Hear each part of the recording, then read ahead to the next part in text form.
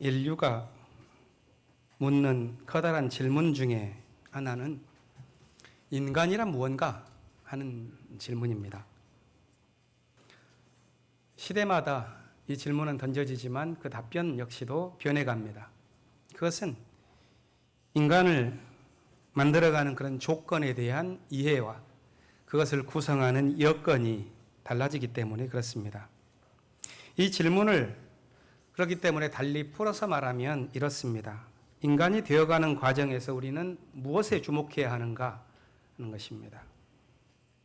미래학자 가운데 제러미 리프킨이라고 하는 분이 2009년이니까 꼭 10년 전에 공감의 시대, 번역 자체로 한다면 공감의 문명 이렇게 하는 게 옳습니다. 이런 책에서 인간이 되어가는 과정이란 공감 능력이 고양되어지는 과정이다. 이렇게 파악한 바 있습니다. 우리는 사실 교육을 받을 때에도 자아를 개발한다는 것, 우리 스스로를 발전시켜 나아간다는 것, 그것을 어디에서 찾냐 하면 사실 다른 사람들에 대한 공감의 의식이 어떻게 발전되고 있는가 하는 것에 주목하게 됩니다. 립킨이 봤었던 이 관점은 그동안에 가졌었던 해석과는 조금 다른 중심점을 갖고 있다고 하겠습니다. 그동안의 많은 이론들은 철학이 되었든 종교가 되었든 과학이 되었든 인간의 일차적인 성품을, 경제학을 보십시오. 아니면 교회의 가르침을 한번 보십시오. 인간이란 탐욕스럽다. 자기 욕망대로 움직인다. 그렇기 때문에 폭력적이다. 이기적이다. 이걸 전제로 인간이 어떻게 살아가는지를 생각해야 한다. 이런 목소리가 강했죠. 그러나 립킨은 달리 말하고 있습니다. 그것들이란 사실 이기심이나 폭력이나 욕망이나 이런 것은 인간의 본성이라기보다는 인간의 보다 더 근원적인 본성인 이 공감 능력, 이것이 길러지지 않았기 때문에 나타나는 부차적인 파생물이 아니겠는가 이렇게 보는 것입니다. 여러분들은 어떻게 생각하십니까? 만일 우리가 어떤 절체절명의 위기의 순간에 인간이기를 선택해야 한다면 우리는 어떤 선택을 할까요? 자신의 직접적인 이해관계를 다른 사람 눈치 싹 거두고 나서 그냥 쟁취하기 위해서 그것에 몰두하며 진입할까요? 아니면 그 마지막 순간에 나를 버리고 보다 더 이타적인 것을 선택하기 위해서 우리를 해체시킬까요? 이 질문에 답하기는 쉽지 않습니다. 그러나 최소한 무엇이 바람직한 방향인지는 우리는 느낄 수 있습니다. 지난 시대가 그렇기 때문에 소유의 시대요. 자기의 소유를 늘려가기 위해서 살아왔었던 문명을 우리가 경험했다면 앞으로는 공감의 문명을 일궈 나가야 한다는 립킨의 주장에 우리는 어느 정도는 동의하게 되는 것입니다. 공감의 시대를 열어가기 위해서는 자기 공동체가 속해 있는 곳에서 공감의 문화를 일궈가는 것이 무엇보다 중요할 것입니다. 새로운 시대라는 것은 거저오지 않기 때문에 그렇습니다. 공감의 문화를 만들어 나아갈 때 우리가 과거로부터 조금 더 도약할 수 있는 그런 기회는 공동체 안에서 선행보다는 악행이 발생했을 때 그것에 어떻게 대처할 것인가 하는 과정에 주어집니다. 누군가 실수나 잘못을 했을 때 올바로 대처하기 위해서는 먼저 우리 안에 혼재된 감정을 잘 구분해야 합니다. 그 중에 중요한 것은 죄책감과 수치심 또는 모욕감, 이것을 구분하는 일입니다. 그래서 잘못과 실수에 대한 책임을 정확히 묻고 그것으로 파생되었었던 수많은 파괴적 현실을 가해자뿐만 아니라 모두가 직시하고 그것을 회복하고자 하는 마음을 갖는 것이 중요합니다. 그러나 그 잘못을 저지른 사람과 그것을 지켜보는 사람에게 수치심과 모욕감을 유발하는 것 역시 피해야 합니다. 립킨은 죄책감이라는 것은 고통을 당하는 사람에 대한 공감에서 유발된 감정이라고 보았습니다. 그러니까 죄책감은 두 가지 요소를 갖고 있습니다. 하나는 저것은 있어서는 안 돼. 우리를 파괴시키는 악한 것이야 라고 하는 관찰이 먼저 있어야 합니다. 다른 한 요소는 그 악한 요소에 내가 가담했구나 하는 것을 느끼는 것입니다. 그랬을 때 그것을 회복시키고자 하는 그런 책임 의식을 갖게 되는 것이죠. 그런데 이와는 달리 수치심이란 상대방으로부터 거부당했다고 하는 모욕감을 받으면서 자기 내면에 있는 공감 스위치를 완전히 꺼버리게 만듭니다. 그렇기 때문에 공동체가 건강하기 위해서는 만일 잘못을 저지른 사람이 있다면 그가 죄책감을 느끼도록 정의로운 문화를 강력하게 활성화시켜내야 합니다. 그렇지만 모욕감을 유발하는 그런 문화를 어떻게 극복할 것인가 하는 것 또한 진중해야 합니다. 우리가 모욕감을 느끼고 수치심의 문화를 조장한다면 우리는 반드시 폭력적이고 공격적인 그런 삶으로 빠져들지 않을 수가 없게 될 것입니다. 예를 들어서 보통 전통사회라고 하면 한국의 유교사회만이 아니라 많은 나라들에서 전통적인 곳에서 이러한 감정이 구분되지 않았었을 때 어떤 사람이 성폭행을 당한 여성이 있다면 그런 무고한 희생자임에도 불구하고 자신과 가족을 욕되게 했다는 이유로 도리어 그가 돌팔매질을 당하는 경우가 생깁니다.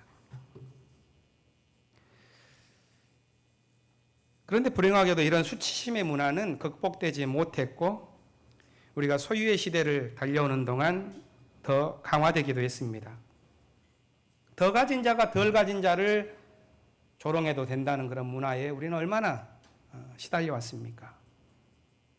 인류는 오랫동안 그런 비인간적인 문화에 힘을 가진 자가 힘을 갖지 못한 자에게 모욕을 주어도 된다는 것을 지켜보면서 지나왔습니다. 그렇기 때문에 공감당한 사람에 대한, 고통당한 사람에 대한 공감보다는 힘을 가진 사람의 편에서 손쉽게 정의를 외치는 위선을 우리는 경험하곤 합니다. 하지만 우리가 비관할 필요는 없습니다. 립킨에 따르면 그것은 인간의 본성에서 비롯된 현상이라기보다는 인간을 이기적이고 비열한 상태로 끌어내리려고 하는 이데올로기의 노예의 삶이라고 보는 것이 옳기 때문입니다. 인간을 저 깊은 곳에서 끌고 가는 것, 우리를 저 높은 곳에서 이끌고 가는 것, 그것은 우리 안에 있는 동물적인 필요나 충동 때문만이 아닙니다. 우리로 하여금 분투하게 만드는 것, 그것은 단지 그 분투 끝에 있을 어떤 보상에 대한 기대만은 결코 아닙니다. 그렇기 때문에 종교가 인간의 삶에서 움트는 것입니다. 어떤 종교가 만일 이걸 믿으면 너에게 이러한 보상이 주어질 것이야 이렇게 하면서 그런 보상에 몰두하는 종교가 있다면 그 종교는 운명이 그렇게 밝지 않을 것입니다. 인간은 그렇게 해서 이끌려가는 존재가 아니기 때문에 그렇습니다. 종교는 인간의 영혼에 더 깊은 공감을 불어넣음으로써만 생존할 수 있고 성숙해 갈 수 있습니다. 오늘 하늘뜻 벽의 제목을 예언자 아모스의 말씀에서 빌어왔습니다. 인간이 겪는 이 배고픔과 목마름, 그것은 밥과 물이 없어서가 아니다. 하나님의 말씀을 듣지 못하기 때문이다. 이 아모스의 외침은 생명의 길을 하나님 말씀에서 찾는 믿음의 좌표를 우리에게 보여줍니다. 물질적인 풍요 속에서 도리어 목마름을 안고 있는 우리 시대에 주어진 말씀처럼 느껴집니다. 오늘 생각해 볼 이 아모스서의 내용은 그가 본 네 번째 환상입니다. 먼저 주님이 아모스에게 물었습니다. 아모스야, 내가 뭘 보느냐? 뭘 보느냐? 지금 살아가면서 뭘 보고 있느냐 하는 것은 종교에 있어서의 시작점이자 종착점입니다. 우리는 뭘 보면서 살아가는가? 무엇이 우리를 이끌어가는가? 농부 아모스의 눈에 여름 과일 한 광주리가 보였습니다. 그런데 하나님은 그것이 이스라엘의 파국을 알리는 징조라고 말씀하시죠. 여기서 하나님이 마치 힙합 가수 같아요. 라임이라는 거 혹시 아세요? 라임이라는 거. 하나님이 지금 라임을 여기서 하고 있는 겁니다. 히브리어로 여름 과일을 가리켜서 카이치라고 그럽니다. 끝장났다. 그것을 히브리어로 캐치라고 합니다. 그러니까 하나님은 이러는 거예요. 야, 그것은 카이치가 아니라 캐치야. 카이치가 아니라 캐치야. 좀 라임이 됩니까? 그건 카이치가 아니라 캐치다. 여름 과일이 아니라 파멸의 상징이다. 카이치가 아니라 캐치다. 카이치가 아니라 캐치다. 보는 것을 뒤바꾸고 있는 겁니다, 지금. 그건 카이치가 아니라 캐치다. 예언자적 상상력을 하나님께서는 이끌어가고 있습니다. 농부의 눈에 탐스럽게 보인 여름 과일이 풍요와 축복을 의미하지 않고 아니 종말을 가리킨다니 이건 참 충격적인 이야기죠. 눈에 보이는 풍요와 그 풍요를 만들어내는 그 사회의 질서와 구조, 그것이 죄악에 빠져서 파멸에 이르게 될 것이라는 이 말씀, 예언서에 등장하는 대표적인 상징어구가 있습니다. 그 가운데 하나가 그날이 오면이라고 번역되는 말입니다. 바이옴 하후라는 히브리어인데요. 이 바이옴 하후라는 말은 이전에도 제가 몇 번 말씀드렸을 것입니다. 우리도 한글 노래도 있지 않습니까? 그날이 오면 얼마나 감격스럽습니까?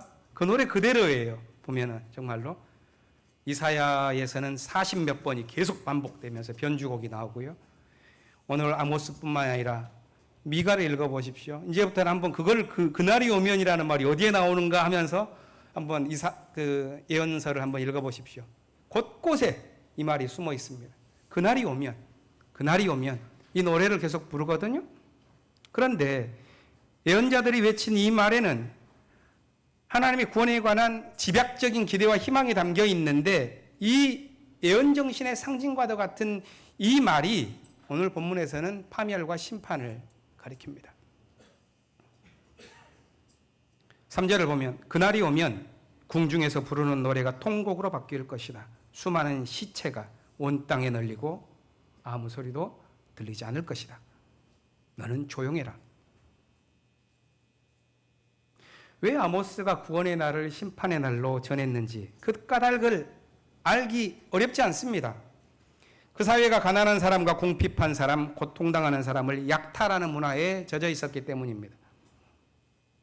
4절과 6절을 보면은 빈궁한 사람들을 짓밟고 이 땅에 가난한 사람들을 망하게 하는 자들아 이 말을 들어라. 너희는 헐값에 가난한 사람들을 사고 신 한 켤레 값으로 빈궁한 사람들을 사자 이렇게 말하는구나. 이런 사회가 추구해 나아가는, 그래서 자신들이 진정으로 해방되었다라고 느낄 날은 아니다. 그건 파멸의 날인 거다. 그런 사회가 구원의 날로 삼은 날은 아니다. 그건 심판의 날이다. 이것이 아모스가 전한 예언입니다. 그런 심판이 어떤 의미에서 역설적으로 실제로는 심판을 당했지만 진실로 이것이 우리의 구원이었구나 하는 것을 느끼도록 그날에 가서야 비로소 깨닫게 될 것인데 그 진리가 11절에 담겨 있습니다. 사람들이 배고파하겠지만 그것은 밥이 없어서 겪는 배고픔이 아니다. 사람들이 목말라 하겠지만 그것은 물이 없어서 겪는 목마름이 아니다. 주의 말씀을 듣지 못해서 사람들이 굶주리고 목말라 할 것이다. 사람들의 허기와 기갈이 밥과 물이 없어서 겪는 것이 아니라 주님의 말씀이 없기 때문이라는 이것은 성경이 전하는 가장 근본적인 가르침입니다. 오래전 출애굽 경험을 했었던 사람들이 광야에서 배고픔을 겪을 때 하늘에서 만나가 내렸죠. 그 만나가 내렸을 때 모세가 이스라엘 사람들에게 가르쳐준 말이 있습니다. 신명기 8장 3절에 나오는 말인데요. 이렇습니다. 주님께서 당신들을 낮추시고 굶기시다가 당신들도 알지 못하고 당신들의 조상도 알지 못하는 만나를 먹이셨습니다. 그것은 사람이 먹는 것으로만 사는 것이 아니라 주님의 입에서 나오는 모든 말씀으로 산다는 것을 당신들에게 알려주시려는 것입니다. 아모스는 이 전통을 따라서 우리의 허기와 기갈이 도대체 무엇 때문에 있는 것인지를 보라고 말하는 것입니다. 오늘 우리들 역시도 배고픔과 목마름을 경험하죠. 이것은 도대체 어디에서 오는 것입니까? 오늘의 경제 상황이 어떤 분들은 외환위기 때처럼 어렵다고 그럽니다. 그런데 오늘 우리가 겪고 있는 이 경제 상황이 우리나라에 물과 음식이 부족해서 생기는 것입니까? 만일 더 많은 물과 음식이 있다면 이 목마름과 허기는 정말로 해소될 수 있는 것입니까?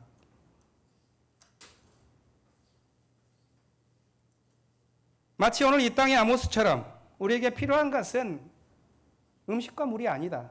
하나님의 말씀이다. 이것을 자신의 몸뚱이로 알려주는 사람들이 이 땅에 고통당하는 사람들이요. 그들을 통하여 우리는 다시 살아 걸어오는 하늘의 예언을 듣게 되는 것입니다. 지난주에 저는 하늘뜻표기 말미에 김용희님에 대해서 설명을 드렸습니다. 오늘 오후에 우리 교회는 그를 만나러 강남역 사거리를 갈 것입니다. 가능한 분들께서는 참석해 주시기를 바랍니다. 그는 해고 노동자로서 지난 20여 년 동안 삼성이라는 재벌 기업을 통해 인간이 당할 수 있는 모든 고통을 당했습니다.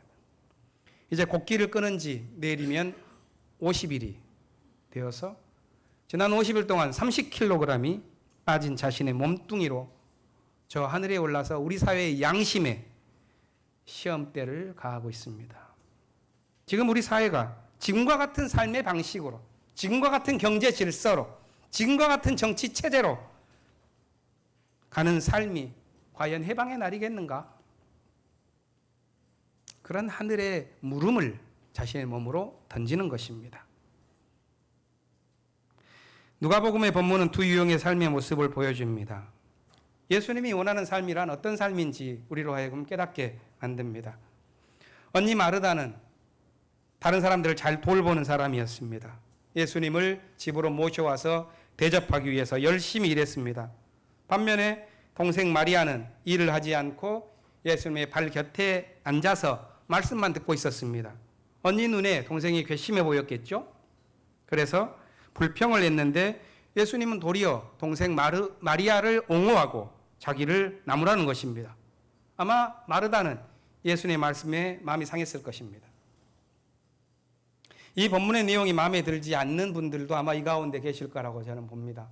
주로 봉사활동을 열심히 하신 분들, 예수님이 왜 저랬을까 하는 그런 서운함이 들겠죠.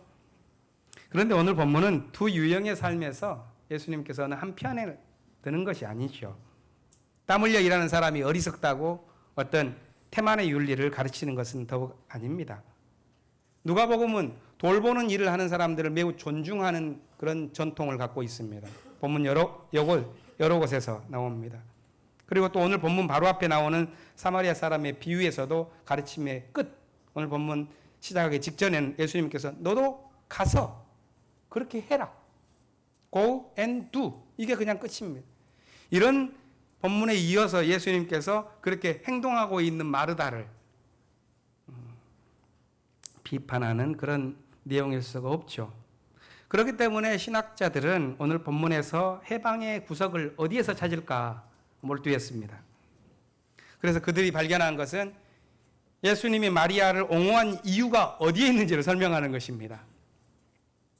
말하자면 스승의 발 옆에 앉아서 말씀을 듣는 것은 여성들에게는 허용되지 않았던 당시의 문화를 염두에 두기 시작한 것입니다. 그 당시에 여성들은 남성에게 종속되어서 마르다처럼 그냥 열심히 일하는 것 이외에 자신의 존재를 증명할 수 있는 길이 없었습니다. 그런데 예수님께서는 가만히 앉아가지고 말씀만 듣고 있는 마리아에게 네가 정말로 잘했다 이렇게 말하면서 다른 존재 이유를 확언해 주셨다는 것이죠. 그건 불평등한 당시의 관습을 깨뜨리고 여성 해방을 선언했다고도 볼 수 있는 것이라고 말을 하는 것입니다. 물론 이런 해석도 좋습니다만은 무언가 중요한 것 하나를 놓치고 있다는 느낌을 받게 됩니다. 그것은 마르다에게 한 예수님의 훈계의 말씀입니다. 예수님 분명히 마르다에게 이렇게 말합니다. 마르다야, 너는 많은 일로 염려하며 마음이 엉켜 있다. 그러나 반드시 필요한 것이라는 것은 많은 것이 아니다. 이렇게 말합니다. 원문 그대로 한번 사역을 해본 겁니다. 너는 많은 일로 염려하면서 그것으로 인하여 네 마음이 엉키고 말았구나. 그런데 반드시 필요한 것, 그것은 사실 많은 게 아니야. 이렇게 말씀을 했습니다. 이것은 마르다를 비난하기 위한 말씀이 아닙니다. 오히려 마르다의 현실에 주목하려는 것입니다. 예수님이 주목했었던 마르다는 일손이 부족한 마르다가 아니라 염려하고 마음이 엉켜버린 마르다입니다. 마르다는 봉사하는 가운데서 마음이 엉켜버렸습니다. 예수님께 친절을 베풀려고 하는 마음은 도리어 사라지고 말았습니다. 원망하는 자기만 남은 거죠. 그래서 마르다의 입에서 나오는 그런 말을 40절 후반절을 보면 내 동생, 나 혼자 하는 일, 이런 식으로 나라고 하는 표현이 3번씩이나 반복됩니다. 예수님은 이런 마르다에게 말씀하십니다. 마르다야, 반드시 필요한 것이란 많은 게 아니야. 돌봄과 섬김에서 중요한 것은 무슨 행위를 하는가 하는 것이 아니라 무엇 때문에 그걸 하고 있는지, 무엇에 집중하고 있는지가 더 중요한 것입니다. 액트의 문제가 아니라 포커스의 문제라는 거죠. 마리아는 그런 의미에서 좋은 것을 선택했습니다. 그것은 아모스의 말처럼 밥과 물이 없어서 생긴 허기와 기갈이 아니라 하나님의 말씀으로 인한 허기와 기갈에 주목하고 있는 삶의 모습입니다. 골로새서의 본문은 2단락으로 나뉩니다. 먼저 그리스도의 창가로 알려진 신학적 진술이 15절부터 20절까지 나오고, 그 다음에는 골로새 성도들을 향한 바울의 권면과 자신의 고백, 이것이 이어집니다. 그리스도의 창가로 알려진 앞 5절은 어떤 사실에 대한 설명이 아닙니다. 이것은 사색의 사색을 거듭한 끝에 도달한 신학적 진술입니다. 여기서 그리스도는 2000년 전 갈릴리에 살았던 한 사나이를 가리키는 말이 아니라 믿음의 눈으로 세계를 볼 수 있도록 우리에게 좌표가 되는 우주적 그리스도입니다. 우주적 그리스도에 대한 본문의 진술은 이렇습니다. 그분은 보이지 않는 하나님의 형상이시요, 모든 피조물보다 먼저 나신 분이요, 만물이 그분으로 말미암아 창조되었고 그분을 위해서 창조되었습니다. 그분은 만물보다 먼저 계시고 만물은 그분 안에서 살아갑니다. 이것은 역사적인 설명이 아니라는 것을 알 수가 있습니다. 신학적 세계관에 기초한 믿음의 고백입니다. 우리들의 생명이 어디에서 비롯되며 우리들의 생명이 무엇을 향해 가고 있는지에 대한 고백입니다. 우리가 겪는 목마름과 우리의 배고픔이 무엇으로 해결될 수 있는 것인지에 대한 신학적인 진술입니다. 이 고백의 기초에서 바울은 골로새 교우들에게 권면합니다. 믿음 위에 굳게 서서 복음의 소망에서 우리가 결코 벗어나지 맙시다. 왜 믿음 위에 굳게 서서 이 소망에서 벗어나지 말자고 할까요? 그건 오늘 우리도 압니다. 우리들은 배고픔과 목마름을 해결하기 위해서 바로 가까이 있는 것들에 뛰어들고 몰두하기 때문에 그렇습니다. 그러면서 우리는 복음의 소망에서 벗어나 버립니다. 바울 자신의 고백 역시도 분명했기 때문에 이러한 권면을 할 수가 있었습니다. 바울은 자기 자신의 삶을 가리켜서 24절에 이렇게 고백하고 있습니다. 나는 그리스도의 남은 고난을 내 육체에 채워가고 있습니다. 그것은 그분의 몸인 교회를 위해서 그런 것입니다. 이렇게 바울이 고백합니다. 이 고백에서 우리는 그가 얼마나 그리스도에게 목마른 사람이었는지를 알게 되는 것입니다. 그리스도의 남은 고난을 채우는 삶, 그것이 신앙인의 삶입니다. 신앙생활이라는 것은 단지 그가 혼자 즐기는 사생활, 종교적 사생활이 아닙니다. 신앙의 삶이란 질곡에 빠진 이 세계의 고통과 희망과 연루될 수밖에 없는 삶입니다. 예수님은 사람들의 고통에 민감하셨고 그 고통을 당신의 것으로 받아들여서 십자가의 길을 걸으셨습니다. 교회가 그리스도를 증언하는 신앙의 공동체라면 복음을 위해서 교회가 해야 할 일은 그리스도의 남은 고난에 동참하는 일일 것입니다. 오늘 우리 교회에는 이 일에 참여할 세교우들의 가입식을 갖게 됩니다. 바울이 28절에서 고백했던 것처럼 우리 교회가 나아가기를 바랍니다. 우리는 모든 사람을 그리스도 안에서 온전한 사람으로 세우기 위해 지혜를 다하여 살아가야 합니다. 이 일을 함께 해나갈 믿음의 동지들도 그리스도 안에서 친교 속에서 굳게 세워지기를 바랍니다. 우리 교회 신학적 기틀을 놓으셨던 안병문 선생님께서 1969년에 잡지를 창간하셨는데 그 잡지 이름이 아시다시피 현존이죠. 제가 1960년대 기독교 세계 교회의 주요 문서들을 읽다가 자주 발견하게 된 표현이 있습니다. 그게 크리스찬 프레젠스라고 하는 표현입니다. 그러니까 그리스도인으로서 어디에 서 있어야 하는가, 우리가 어디에 현존해야 하는가 하는 거거든요. 물론 안 선생님께서는 신학적인 그런 발전을 더 해 나아가시다가 그런 게 조금 그 강조점이 옮겨가시긴 했습니다만은, 저는 현존이라고 하는 이 잡지의 제목 자체가 얼마나 자기 시대를 깊이 고민하고 교류했는가 하는 것을 알려주는 제목이라고 봅니다. 거기에는 그리스도인이 있어야 할 곳이 어디인지를 분별하고자 하는 고민이 담겨 있기 때문에 그렇습니다.